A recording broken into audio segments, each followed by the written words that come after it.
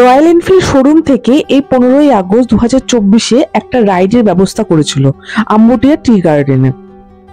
ওটার জন্যই কিন্তু আমরা গিয়েছিলাম ওখানকার এনফিল্ডের শোরুমে। ওখানে সকাল 8টার সময় আমাদের জমায়েত করার টাইম ছিল।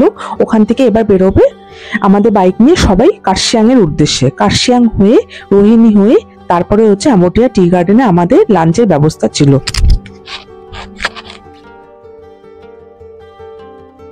জেনারেলি 140-150 জন মিলে যখন কোনো একটা রাইডে যাওয়া হয় সেখানে কিন্তু টাইমটা কিন্তু খুব একটা মেনটেন হয় না।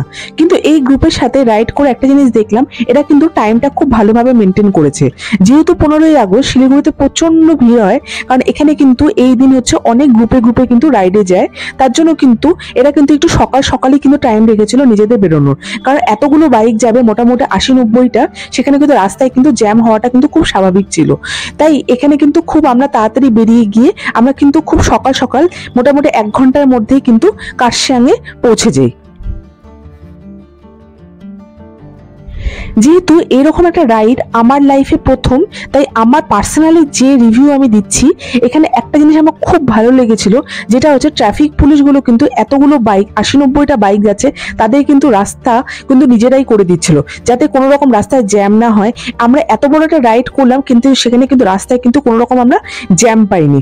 তাছাড়া এতগুলো বাইক একসাথে যাচ্ছে, সেখানে কিন্তু প্রত্যেকটা মানুষ কিন্তু আশেপাশে মানুষ দাঁড়িয়ে কিন্তু ভিডিও বানাচ্ছে, ফটো তুলছে। এই জিনিসটাও কিন্তু আমার খুব পছন্দ হয়েছে। আম্বুটিয়া টি গার্ডেনে ঢোকার আগে আমরা কিন্তু মোটামুটি 10টা-11টার দিকে একটা প্লেসে যাই। এই প্লেসটা কিন্তু খুবই সুন্দর ছিল, চারপাশে চা বাগানে মোড়া। এখানে কিন্তু আমাদের বসার জায়গা ছিল না ঠিকই, কিন্তু প্রকৃতির মাঝে মাটিতে বসেই কিন্তু আমরা কিন্তু খুব মজা করেছি। এখানে দাঁড়িয়ে কিন্তু আমরা অনেকক্ষণ মোটামুটি ফটো ভিডিও তোলার পরে আমরা কিন্তু আমাদের যেখানে ডেস্টিনেশন ছিল ওখানে যাওয়ার জন্য বেরোই। কিন্তু এই জায়গাটা কিন্তু ডেস্টিনেশনের জায়গার থেকে কিন্তু বেশি সুন্দর আমার মনে হয়েছে। যাই হোক, এবার ওই জায়গা থেকে আমরা কিন্তু বেরোলাম। বেরিয়ে আমরা যাচ্ছিলাম আমাদের ডেস্টিনেশনে।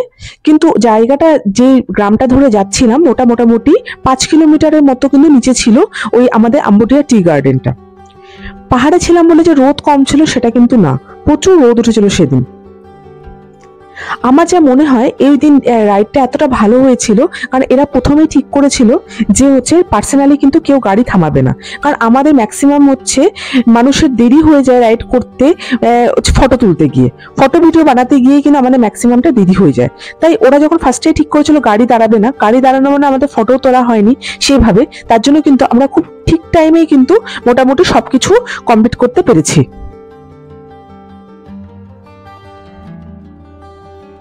ওখানে পৌঁছে একটা রুমের ব্যবস্থা করা হয়েছিল। রুমের কিন্তু অনেকগুলো চেয়ার পাতা ছিল। এখানে কিন্তু সবাই কিন্তু খুব সুন্দরভাবে কিন্তু রেস্ট করার ব্যবস্থা করা ছিল, আর সঙ্গে ছিল জল।